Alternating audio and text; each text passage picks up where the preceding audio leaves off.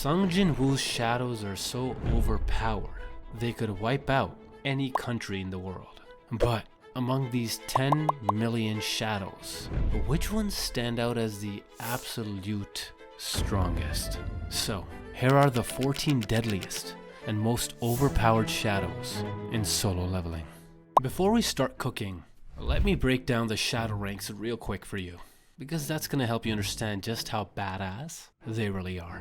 Starting with the lowest rank, the normal grade.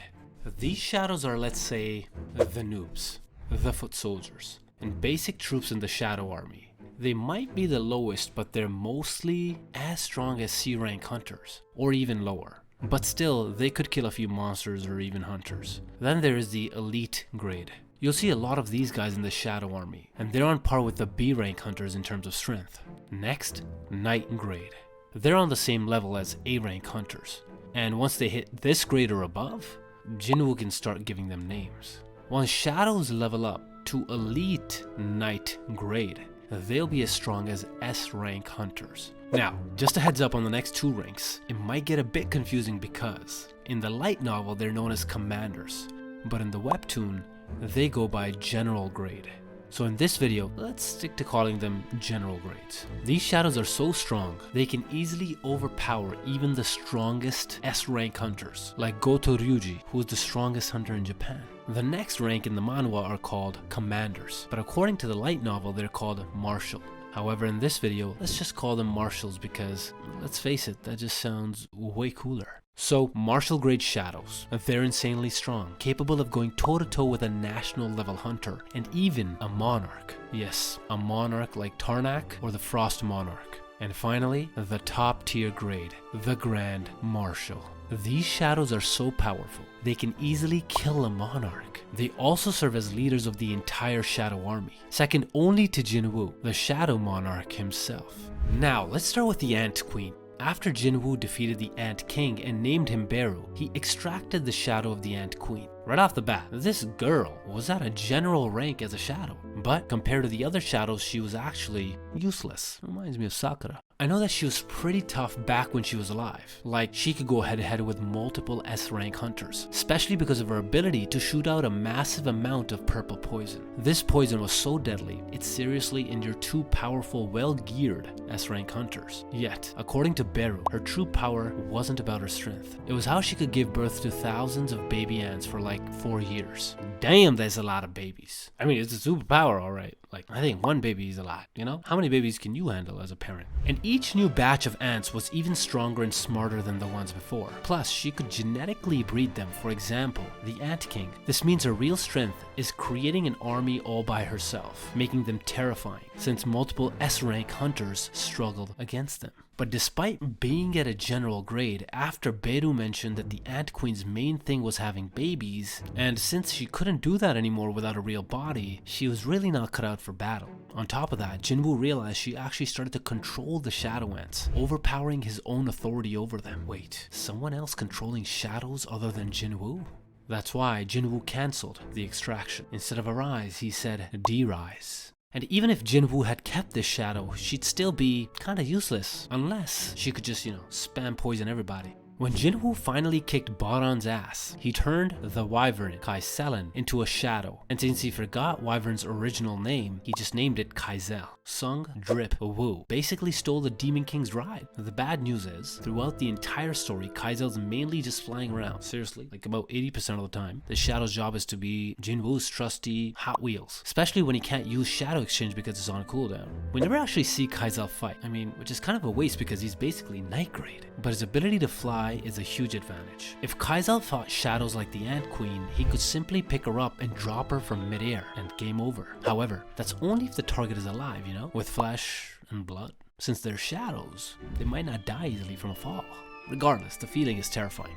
Kaizel would be even deadlier if he could breathe fire. Wait, what if he does breathe fire? I don't know if he does, but imagine if he could. Plus with his ability to fly, this wyvern could be a killing machine. Also, just so we're clear, wyverns and dragons, not the same thing. Wyverns walk on 2 legs, dragons have 4. Next up, Tank. This big guy came from an ice bear that Jinwoo encountered during the Red Gate incident. Thanks to being, well, a big ass bear, he charges into battles using his pure animal instincts to thrash everything in his path into submission. Tank might look like he's all brawn and no brains, but don't let his looks fool you. The guy's a smartass, because he's capable of teaming up with Iron to take down one of Karglan's top generals. Well, you know what? That's actually legit in real life too, because bears are really smart. They're on the same level as apes in terms of brain power. Tank totally leveled up by sticking close to Jinwoo, becoming an absolute unit in the army. He's now a Knight grade, which is as beefed as an A-rank hunter. Tank can also crush through demons and knock them down easily. Plus, with just one bear swipe, he instantly killed a Naga. Those are half human, half serpents, by the way. So even if Tank had fought the Ant Queen, you know, if she'd remained as Jinwoo's shadow, and even if she was toxic, that wouldn't have worked on this bear. You know why? Because he's not just any shadow, bruh. It's in his name. Or read it. Since spitting poison was the Ant Queen's main move, if that didn't work, everything else would have been useless against Tank. But if Tank fought Kaizel, that'd actually be a good match. Because even though Tank is massive, reaching a shadow that can fly to the goddamn stratosphere is impossible. Next, Min Byung-gyu. This homie was top tier, S rank with crazy healing powers. I mean, bruh could instantly heal any wounded hunters. Like, he quickly grew back Ma Dong-wook's arms after the Ant King ripped them off. I wish he could have done that, you know, when he lost his head. I know, dark.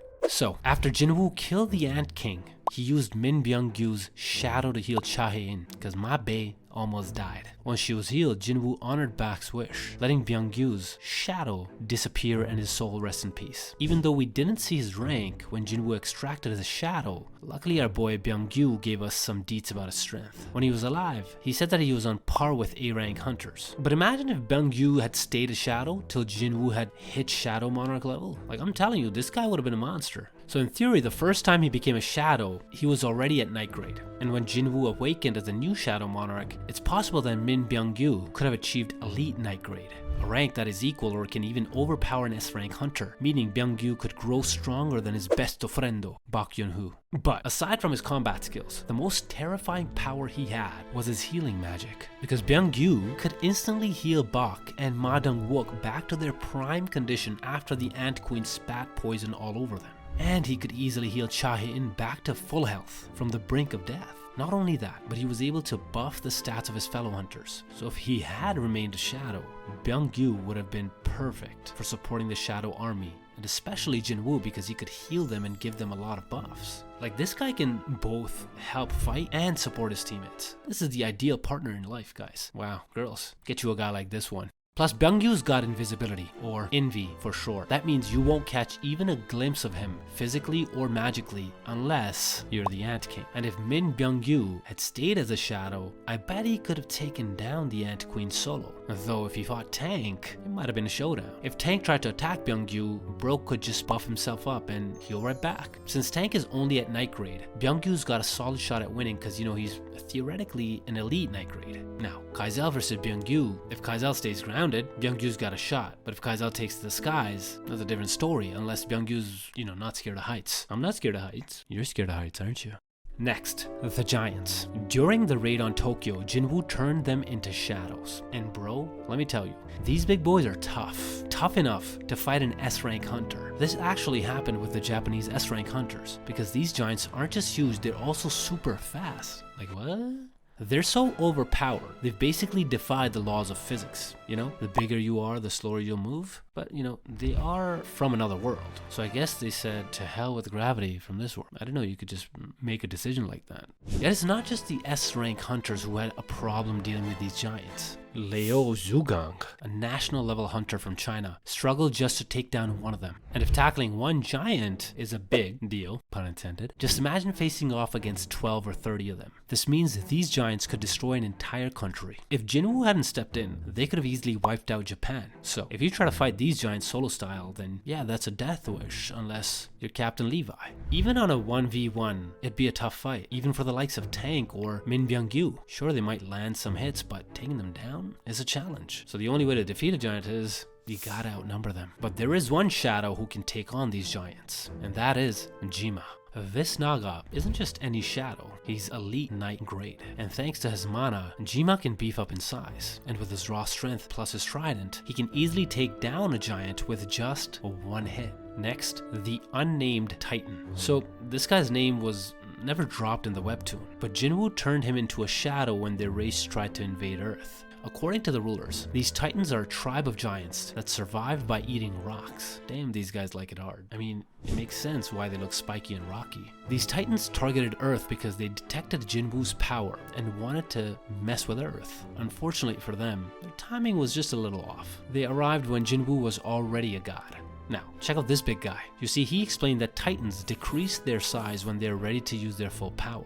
But not all titans can pull this off. Only the best warriors like him. And just as he's spilling the tea, Belian chops off his head. And just like that, we didn't get to see any of his moves. The next time we catch this unnamed titan, he's up against Jinwoo's son, Sung Jinwoo, and looks like he's about to unleash his full power. Oh, never mind. But considering he's teaming up with Jima and the 3 dragons, that means his power level is on par with, or slightly stronger than these heavy hitters. This means he's around an elite night grade, which as you know is tough enough to fight an S rank hunter. We didn't really get to see him go all out because Belly and Jinwoo and Suho are just way too OP for him, but I bet this dude could totally fight Jima and those giants. Even though this unnamed titan seemed like he had planetary level power, I believe Iron is stronger than him. Iron is another shadow Jinwoo extracted during the Red Gate incident. And Iron is a shadow who, to put it simply, is out of pocket. This guy's always going ham in fights and destroying stuff left, right, and center. Think of him like the Hulk, but armed with a hammer and decked out in armor. He's always bragging about his victories and gets super pissed if his special move, the Shout of Provocation, doesn't work on his enemies. By the way, this skill gets enemies all riled up to target him, making them come at him blindly. But it doesn't work on enemies stronger than him, and that's exactly why he gets so frustrated. You know, it reminds me of my sister, my little sister, who's not so little anymore. She's 28, and she's still a pain in the ass. So, even though Jinwoo thinks Iron's a bit of a knucklehead, he keeps him on the team because he always smashes it whenever he fights. After Jinwoo's awakening, Iron's rank was increased from night grade to elite night grade, which means he can tussle with any S rank hunters. Plus, he can easily smash a giant's head. So it's possible that even if Jima can grow in size, Iron can still take him on. And even when he was a night grade, the guy was so jacked, he easily dragged the corpse of a high level demon with just one hand. Next, Greed. This shadow was extracted from Hwang Dong-soo, a total douche, who wanted to kill Jinwoo to avenge his big bro, who was also a douche. Hwang Dong-soo ended up dying because he kidnapped and tortured Jinwoo's friend, Jinhoo. After that, he turned him into a shadow. Jinwoo named him Greed because he died being greedy. But what's really interesting about this guy is that he was already at general grade when Jinwoo turned him into a shadow.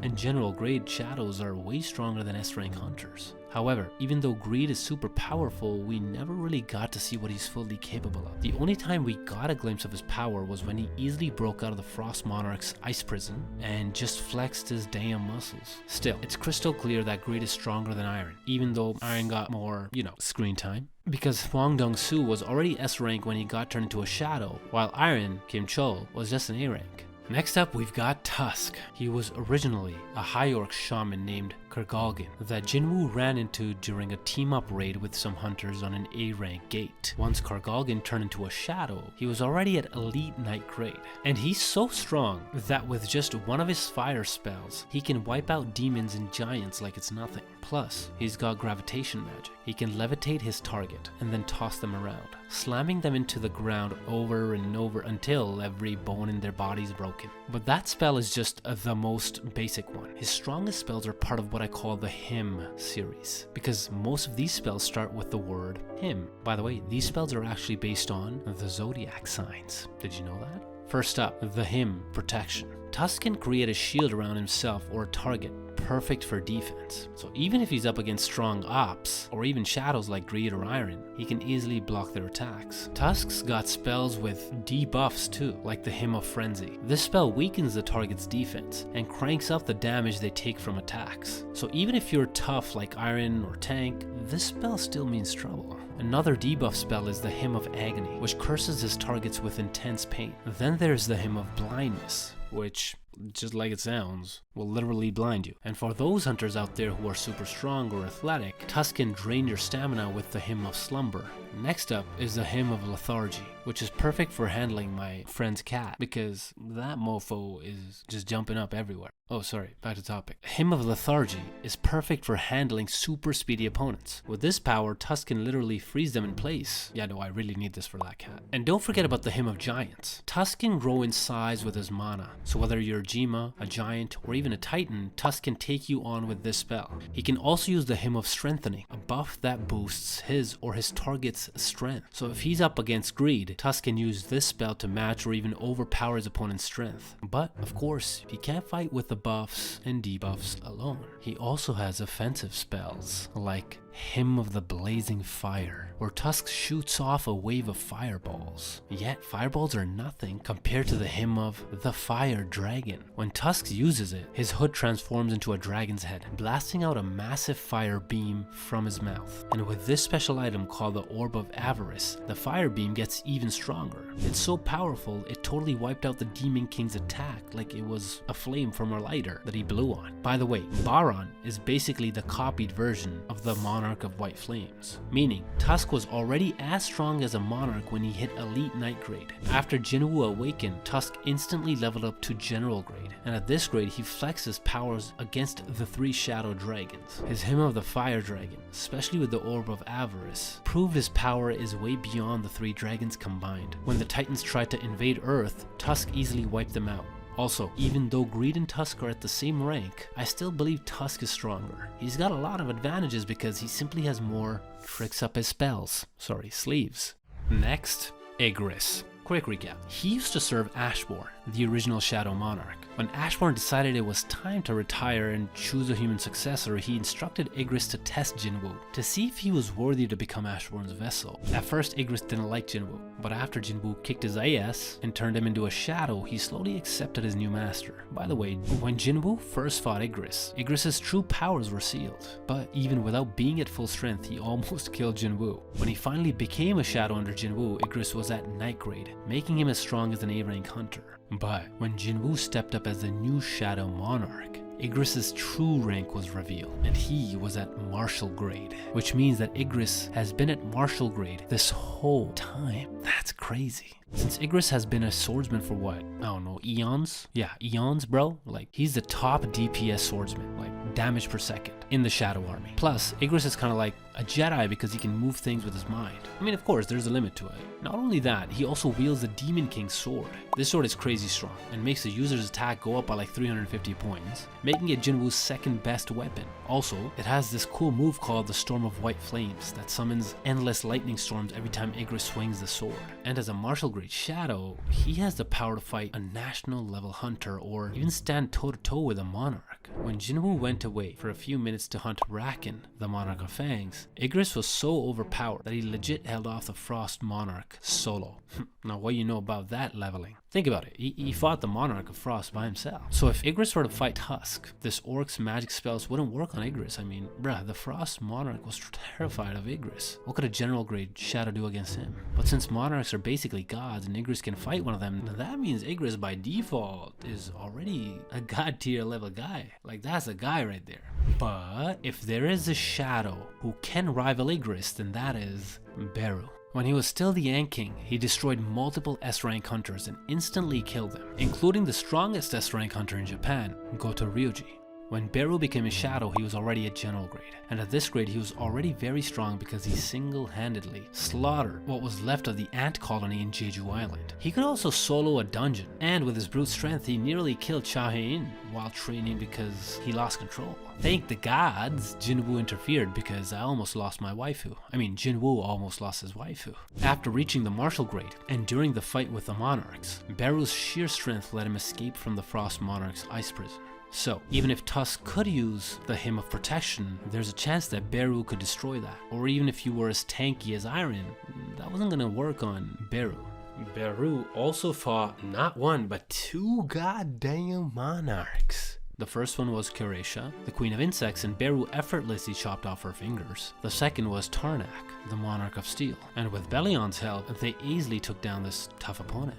Beru can also act as a tank because of his super tough outer shell. Like, he could handle Jinwoo's hits during their training sessions. Apart from Beru's strength and durable exoskeleton, his speed is what truly stands out. This guy is lightning, because he can fly from Jeju Island to Busan in just minutes. Yeah, that's like 301 kilometers per hour. And he effortlessly dodged Chai-in's attacks without even moving his feet. Beru also has a way to further increase his speed or strength. Since he has the power to manipulate his body size, he can grow bigger to boost his strength, though it'll slightly slow him down. And alternatively, he can speed up by shrinking down his size. Beru also has another overpowered skill called gluttony, letting him absorb the skills and knowledge from anyone he eats. Just like Min Byung-gyu, for example. That's probably why Beru can heal. But bruh, I've been thinking, can Beru overpower Igris with his speed? I mean, they're both martial, and I know Igris is fast, but Beru is faster. I know that Jinwoo mentioned that Beru was stronger than Igris, but that was way before Jinwoo's awakening. So I gotta be honest, my guys, I'm not really sure. And if you're trying to run away from this bad boy, there's a slim chance you might escape, because Beru's not just fast. The guy can also whip out paralysis poison. Beru can launch super toxic poison using his sword-like tongue. This poison's got some serious kick to it, or serious magic to it, that can take out enemies in just a few seconds. Well, you can survive this if you have a debuff immunity like Jinwoo. Guys, do you think Igris or Beru can take on Kamish the dragon, aka the inextinguishable flame? This dragon isn't just any ordinary fire-breathing lizard. Kamish was originally a servant of Antares, the king of dragons and the monarch of destruction. Let me tell you, Kamish was like the biggest disaster that was ever experienced in human history. Everyone who got a taste of his wrath was so traumatized that they just wanted to forget the horror they experienced that day. So during the first war with the rulers, the enemy captured him and implanted an essence stone inside his body. When he arrived on Earth, he was the first boss to appear at an S-rank gate. Kamish went totally wild on the American West Coast and single-handedly wiped out hundreds of top-ranking hunters. The chaos didn't stop until the last 5 S-rank hunters, including Thomas Andre, teamed up and finally managed to kill him. We saw just how strong Kamish was when Jinwoo turned him into a shadow. He easily smashed through that magic glass that everyone thought was super tough and unbreakable. Sadly, we never got a chance to see his rank, but since he killed hundreds of top-ranking hunters, he could possibly be at martial grade. I mean, if Kamish stayed as Jinwoo's shadow, he could have faced off against Igris or Beru, maybe even beating both, unless Igris and Beru ganged up on him. And since he's a dragon, his scales are tough, even tougher than Beru's exoskeleton, because, well, of the small difference that Beru's an ant and Kamish is a mythical beast. Plus, since they call him the inextinguishable flame, which pretty much means his fire breath is like super hard to put out, then that also means that Kamish's firepower is way stronger than Tusk's. Aside from his spicy breath, another terrifying power of Kamish is the dragon's fearsome roar. A super loud roar so terrifying it would drive those weaker than him nuts. So powerful, you wouldn't be able to move an inch. Jinwoo actually got this skill from Kamish's rune. Plus he's got this ultimate dagger, Kamish's Wrath, made from Kamish's fangs. Thomas Andre gave it to Jinwoo. Thomas said he kept those fangs as a souvenir after Kamish bit him, and then crafted them into a pair of wicked daggers. These daggers boast 1500 attack damage, and their sharpness is unmatched. They're so sharp that when Jinwoo tested them out, Thomas worried they could slice through him easily, even with his defenses fully strengthened. Which means Kamish's fangs could bite through a national level hunter's armor like it's nothing. So even if Beru's got tough armor, Kamish could chew through it like it's candy. I just realized, if Kamish's shadow hadn't failed to be extracted, and Jinwoo had the rune, the dagger, and the shadow of the dragon itself, Jinwoo could have had the full set, bro.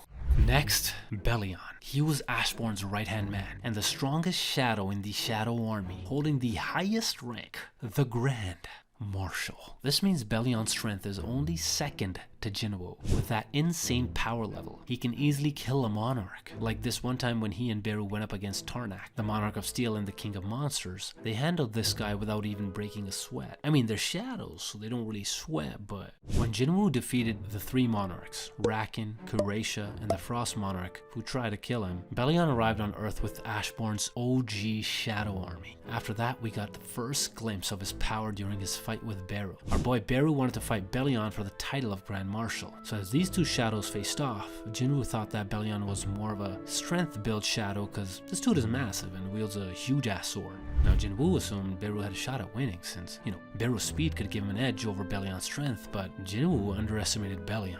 When Beru charged at Bellion, dude transformed his massive sword into a whip. So even though Beru was super fast, Bellion just easily stopped him. Not only that, a single strike from Bellion is so powerful, it made the ground crumble. So if Beru with his immense speed was useless against Bellion, then it's possible that even if Igris were to fight Bellion, there would be a chance that he could stop Igris's movements as well. Despite his gigantic physique, Bellion was super fast, especially when he instantly killed the nameless Titan I mentioned earlier. Bellion was so quick that the Titan didn't even see him coming. Wait, Bellion was riding a dragon, so let me rephrase that. The Titan didn't actually see Bellion because he swung his sword so fast. Wait, quick thought. If Bellion can fly, then why the heck was he on a dragon? But yeah, he really can fly, which is actually another advantage. Sure, Beru can fly, but if we're talking aerial combat, I still don't think Beru stands a chance. I mean, Bellion already whooped Beru's ass on the ground. What difference does it make in the air? The third time Bellion showed off his speed was when he fought Jinwoo's son, Suho. When he faced the Little King, bro just instantly vanished and attacked Suho from behind, easily wounding him. And this time, Bellion wasn't holding back, because his whip sword destroyed the entire battlefield. Not only that, Bellion also blocked Suho's attack, even with Suho's strong punches. Bellion managed to hold his ground, meaning Bellion isn't just fast and strong, he's also tough as hell. In fact, Bellion is so tough that he would eat anything you threw at him like it's Pringles on a Sunday morning. Despite his strength, Suho finally saw Bellion's weakness, and that's when the Little King grabbed Bellion's sword and managed to stop it. So maybe Beru and Igris could stand a chance if they, teamed up and grabbed and hugged his sword. Now, if Bellion survived a punch from the son of the strongest monarch and the potential future strongest monarch, what could a dragon, an insect, and knight possibly do against him? But even though Bellion is overpowered, there's no chance he would win against his own master, who's basically one of the strongest gods in solo leveling.